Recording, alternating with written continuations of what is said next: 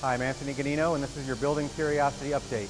We're up here in the 25-foot space simulator building at JPL. Here on the lab, we often call the environmental test portion shake and bake.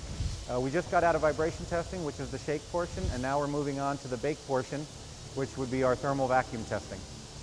In order to complete these tests, we have to move the rover into the chamber.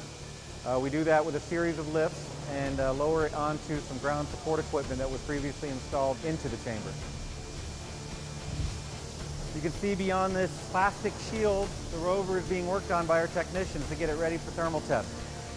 When we get ready to start the test, we'll remove that plastic from the door and a large steel door will come in, close out the chamber, at which point we can start changing the temperature inside and pumping down the pressure to simulate Mars conditions. We take the rover down to about -100 to -130 C, which is about -200 to -150 Fahrenheit, and up to 30 or 40 C, which is about 86 to 104 degrees Fahrenheit. Over that time, we also are going to be adjusting the pressure on the rover to simulate the vacuum of deep space, and then taking it to about 1/100th of the pressure on Earth.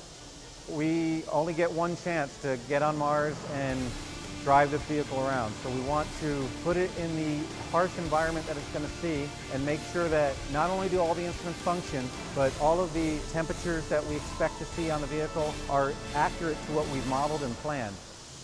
I'm Anthony Ganino, and this has been your Building Curiosity Update.